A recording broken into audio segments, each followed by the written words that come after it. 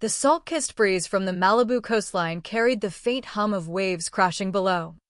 But inside the rented cliffside villa where my engagement party unfolded, the air thickened with something far more treacherous. I stood there, Sophia Hayes, 34 years old, in a simple lace dress that hugged my frame like a reluctant embrace, clutching a glass of sparkling wine that had long gone flat. The sun dipped toward the horizon, painting the Pacific in fiery oranges, while laughter echoed from clusters of relatives who navigated the room like sharks in familiar waters. My fiancé, Alex, a quiet architect with hands that built dreams from blueprints, mingled effortlessly. His smile an anchor in the storm I felt brewing. But me? I'd always been the peripheral figure in the Hayes family saga. The orphan niece who'd lost her parents in a car crash at 12. Raised on scraps of pity and sidelined at every turn. Tonight was supposed to be ours. A celebration of the life we were forging together.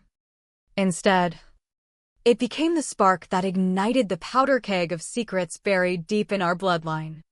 Grandfather Harold's arrival shifted the room's gravity. At 86, he moved with the deliberate grace of a man who'd built a real estate empire from post-war ruins, his walker clicking softly against the polished hardwood floors. The Hayes fortune spanned commercial properties across California, from San Francisco high-rises to vineyard estates in Napa. But what defined us more was the undercurrent of manipulation, the way alliances formed and fractured over boardroom tables and holiday dinners. Harold had been my quiet guardian, the one who'd funded my art school tuition when others dismissed my painting as a hobby for the fragile. He pulled me into a hug that smelled of old leather and faint cologne, his eyes searching mine. "Sophia, my dear," he murmured, voice low like a confession. "Tell me, are you making good use of that cliffside retreat I deeded to you? It's been 4 months, have you painted the sunsets yet?" His words hung there, innocent yet piercing. As a small group gathered, my cousin Dylan, his wife Lila, Aunt Victoria, Uncle James, and a few business partners sipping cocktails, I blinked, confusion knotting my stomach. What retreat? Grandpa? I don't understand. The silence that crashed over us was heavier than the ocean's roar. Faces froze mid-smile. Aunt Victoria's manicured fingers tightened around her pearl necklace. Uncle James averted his gaze to the horizon. And Dylan let a ghost of a smirk flicker before he masked it with feigned concern. Lila touched his arm, her diamond bracelet catching the light like a warning signal. They'd always been the polished pair, Dylan climbing the family firm's ladder with ruthless charm, turning our holdings into a web of luxury developments. Me? I'd scraped by as a freelance illustrator, channeling my grief into canvases that sold modestly, always the quiet one who didn't rock the boat. But in that moment, the betrayal sliced through me like a hidden blade, the realization that this gift had been intercepted, erased from my reality. Harold's face hardened, his grip on my arm tightening. The Malibu property, Sophia, overlooking Point Dumais. I transferred it to you in April. Papers signed, notarized, everything. My glass slipped, shattering on the floor, wine pooling like blood. The party blurred around us, whispers rising. They thought I'd swallow it, like I'd swallowed every slight before, the ignored invitations, the diminished inheritance shares, the patronizing comments about my unstable emotions after my parents' death. But this was theft wrapped in family ties, and the wound it tore open refused to stay silent. I excused myself to the balcony, the cool evening air slapping my face as rage simmered beneath my skin. Alex followed, his hand on my back a steadying force. "Soph, talk to me." But words failed instead. Memories flooded, childhood holidays where I'd sit alone while Dylan and the others divvied up gifts. Aunt Victoria's concerned suggestions that therapy might fix my introversion. Uncle James's lectures on how I lacked the Hayes ambition. They'd kept me in the shadows, assuming my silence meant weakness. That night, as the party dissolved into awkward farewells, I drove to Harold's estate in Bel Air, the city lights blurring through unshed tears. He was waiting in his study, surrounded by leather-bound ledgers and faded photos of my parents. "They stole it from you," he said flatly, handing me a folder. Inside, the deed. My name clear as day. Transferred 4 months prior. Dylan handled the trust details. Said he'd deliver it personally. The implication hit like a gut punch. Forgery. Conspiracy. All to keep the $7 million property in their grasp. Harold's eyes, dimmed by age, burned with regret. I should have seen it. They've been chipping away at the edges for years. My hands trembled. Not from fear, but from the unleashing of years of suppressed hurt. Why me? Grandpa? Why always push me aside? He sighed, voice cracking. Because you remind them of your mother's strong, principled. They fear what they can't control. That night, sleep evaded me, replaced by a cold resolve. Silence had been my cage, now it would be my weapon. The next dawn broke gray over Los Angeles, mirroring the storm in my chest. Alex offered to join, but this was my unraveling to face alone. I navigated the winding roads to Malibu. The address Harold provided leading to a gated enclave where palms swayed like silent witnesses. Through the wrought iron bars, the house loomed, a modern masterpiece of glass and stone. Terraces cascading toward the sea, waves whispering secrets below. I buzzed the intercom, my voice steady despite the pulse hammering in my throat. "I'm here about the property." A pause, then a clipped response. "Do you have an appointment with Mr. Dylan Hayes?" The name twisted like a knife. I gripped the wheel, forcing calm. "This is Sophia Hayes. Family." The gate creaked open, revealing a driveway lined with exotic cars, a Porsche, a Tesla, symbols of the life they'd hoarded. Lila answered the door in yoga attire, her smile as artificial as her highlights. "Sophia, this is unexpected, is it?" I stepped inside, the space unfolding like a magazine spread, vaulted ceilings, abstract art on walls, an infinity pool blurring into the ocean. Dylan emerged from his home office, casual in chinos and a polo, but his eyes betrayed calculation. "Cousin, to what do we owe this visit?" I didn't sit when offered. "This house is mine," he chuckled, pouring himself a scotch despite the early hour. "Legally? Hardly. Complications arose, tax liens, estate optimizations. Grandpa's memory isn't what it was. His memory was sharp enough last night." Dylan's facade cracked. "Just a fraction. Look, Sophia, you're not equipped for this. What would you do with a place like this? Sketch seascapes while it falls into disrepair." Lila chimed in from the doorway, voice dripping condescension. "The Hayes Trust Board approved the reallocation. For the family's benefit. Without my vote? Without my knowledge."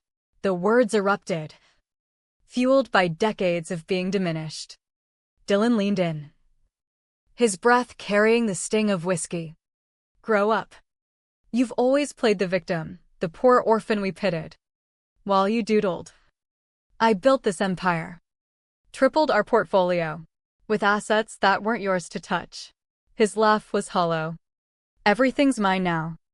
Ironclad." But as I left, memorizing every lavish detail, a steel resolve hardened. They'd underestimated the cost of my silence. Now, they'd pay for awakening my voice. Ventura County's recorder's office hummed with bureaucratic efficiency, fluorescent lights casting harsh shadows on stacks of files. I arrived armed with the address, my laptop, and a fire that burned away doubt. The clerk, a no-nonsense woman in her 50s. Pulled up the records. 2 transfers in April. First from Harold Hayes to Sophia Hayes on the 12th.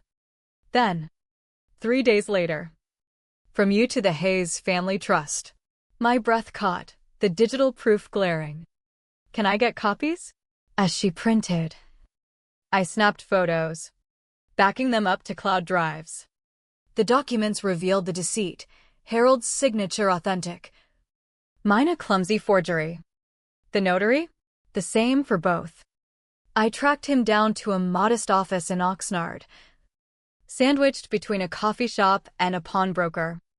Daniel Keller, mid-40s with nervous eyes, paled at the papers.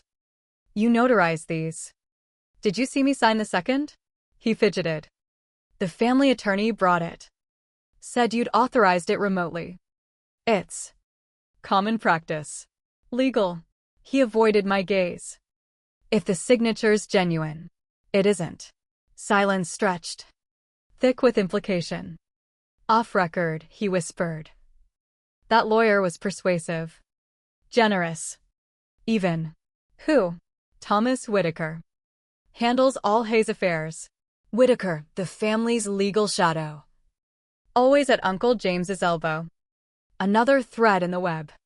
Would you testify? Keller hesitated. I have footage. 90 days retained. I left with his contact. The pieces coalescing into a damning mosaic. This wasn't isolated, it was systemic. A family tradition of erasure. The law library at UCLA became my sanctuary that afternoon. Hours blurring as I delved into California Civil Code, fraudulent conveyances. Penal Code Section 115 for document forgery. Trust mismanagement statutes. By dusk, my file brimmed with precedents, each one a weapon forged from my pain. But I needed more irrefutable proof of the conspiracy. Harold's call came as I emerged into the fading light. Sophia. Come quick. Side door. His Bel Air mansion. A fortress of stucco and security. Felt heavier that evening. He waited in the study, looking frail under the lamplight. They're onto you. Dylan called. Probing. Good. Let them sweat. I laid out my evidence. Forgery. Bribery, it's felony level. He nodded. Unlocking a wall safe. I've suspected for years. Here's proof. Folders spilled forth, emails detailing diverted funds. Minutes from trust meetings where Dylan boasted of reallocations. Your cousin Isabella in Seattle? Meant to inherit her father's art collection. Sold off. Proceeds pocketed. My stomach churned. How many? Too many. He handed me a sealed envelope. For when they strike back. Why the Malibu house for me? His voice softened. Your grandmother adored that view. Said it healed the soul. After your parents. You needed that healing. Tears stung. But resolve held. I'll reclaim it all. As I drove away, the envelope's weight pressed like a promise or a curse. Home with Alex that night. The envelope yielded shocks, a hidden account in my name. Seated with deposits from Harold over 2 decades. Balance enough for war. A copy of his true will. Granting me board seats, stocks, and veto power filed secretly in Los Angeles. And a note, Sophia. They dimmed your light because it blinded them. Your father saw your strength. This was his safeguard. Fight with it. Alex whistled. He's been planning this. Calls to the secret firm confirmed, ironclad. But as empowerment surged, threats began. Aunt Victoria's saccharine voicemail. Darling. Legal games are costly. Think of Alex's reputation. Anonymous texts. Back off or lose more than a house. I forwarded them all. My anger crystallizing into action. They'd weaponized my isolation. Now, I'd turn it against them. The firm's downtown LA office overlooked skyscrapers that mirrored the family's towering deceit. Attorney Elena Vasquez, sharp as a scalpel, reviewed my dossier. We filed today fraud, conspiracy, Asset freeze. But warnings came. They'll smear you. True to form. Dylan petitioned for my competency evaluation, claiming delusional paranoia from orphan trauma. Alex squeezed my hand. Fight it. We countered with motions, enlisting a forensic expert and accountant. Harold's deposition, recorded that afternoon, was a bombshell they stole from her, from others. I enabled it too long. His frailty broke my heart, but his words fortified my soul. By evening, filings flew. By nightfall, chaos erupted. Media vans at our door, leaked stories painting me as the unstable agitator. We evaded through back alleys, racing to a press conference where Vasquez played a damning audio. Dylan's voice. Smug, Sophia's too fragile for that property. A little paperwork magic. And it's ours. Harold arrived mid-frenzy. Frail but fierce, I recorded years of their schemes.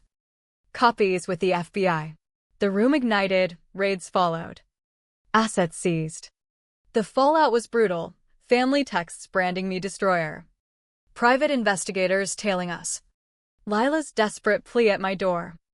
But cracks showed Isabella's message, you're not alone.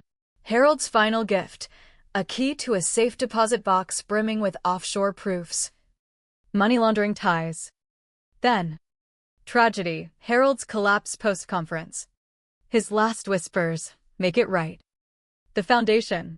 He passed holding my hand, leaving a void that fueled my fury. 6 months on. Arbitration sealed victory, the house mine. Dylan indicted on 42 counts, facing decades.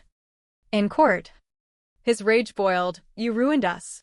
I read Harold's final letter. You lost because you valued gold over grace. Lila confessed, the sapphire ring? Your mother's. I'm sorry. Outside. Support bloomed, anonymous allies. Isabella's partnership in restitution. The Malibu house transformed, a sanctuary for fraud victims. Offices for the Hayes Foundation's revival, shelters funded.